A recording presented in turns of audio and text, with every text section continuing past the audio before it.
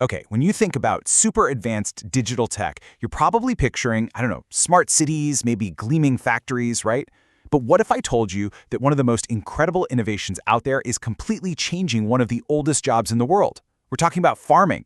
And yeah, it all has to do with creating a virtual copy of an animal. It's wild. So, just imagine for a second. You're a farmer. You've got thousands of animals out there in the fields.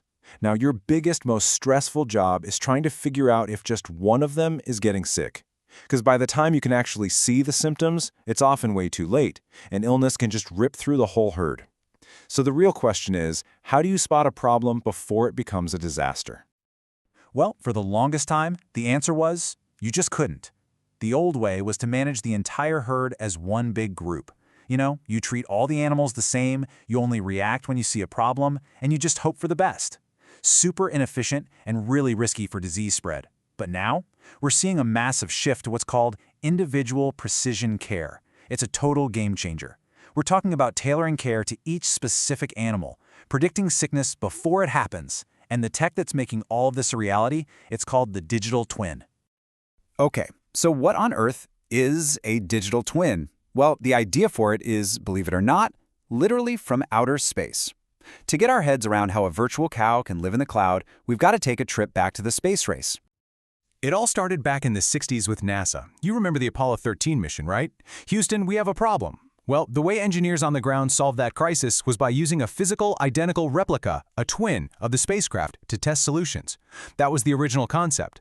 Then fast forward to 2002 and the actual term digital twin gets coined. A few years later, in the 2010s, with IoT and the cloud booming, the idea jumps into manufacturing. And now, today, we're adding AI into the mix, making these twins smart and self-correcting, which is how they ended up on the farm. All right, so let's get right to it. A digital twin is basically a dynamic, virtual copy of a real-world thing. The key word here is dynamic. It's not just a static 3D model that you look at once. No, this thing is constantly being fed real-time data from sensors on the actual object.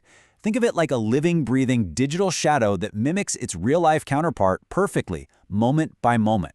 And this is super important to understand. A digital twin is not the same as a simulation.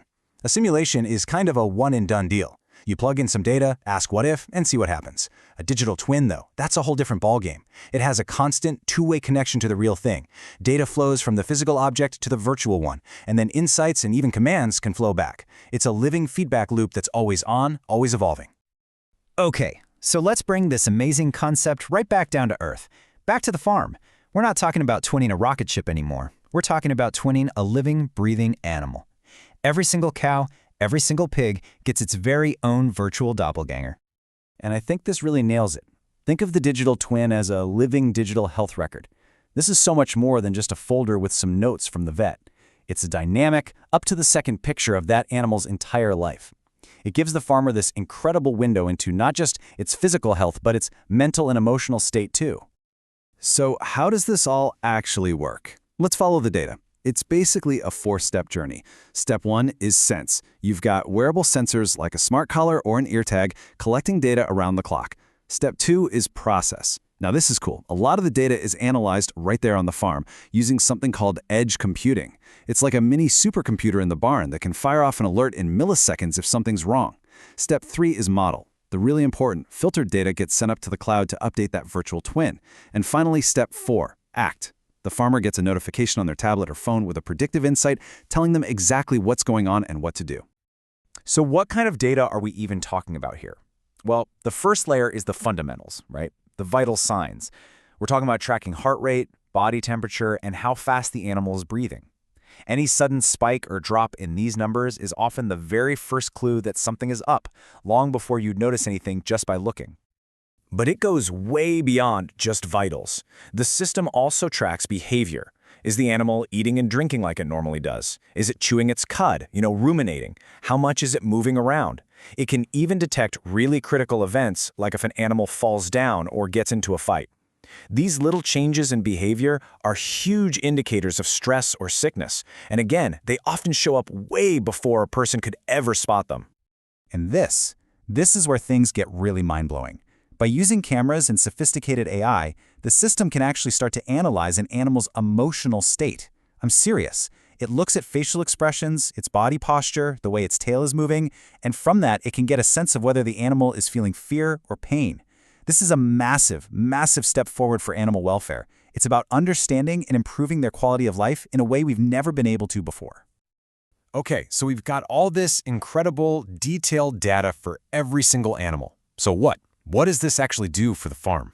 Well, this is where all that virtual information turns into very real, very powerful results. The benefits here are just enormous. For starters, early disease detection. The AI can flag an issue from the tiniest changes so a farmer can treat just that one animal and stop an outbreak in its tracks. Then there's nutrition. Instead of one-size-fits-all, the feed can be personalized for each animal's specific needs, which cuts down on waste big time. It even helps with breeding, combining genetic info with health data to build stronger, healthier herds. And get this, farmers can even run simulations. They can test out a new barn layout in the virtual world to see if it stresses the animals out before they build anything in the real world. So when you put all of that together, the impact is just huge. You end up using way fewer antibiotics because you're catching things early. More animals survive and are healthier. The farm's overall productivity goes up, and you're wasting fewer resources. It's really a win for the animals, win for the farmer, and a win for the environment. And these aren't just abstract ideas.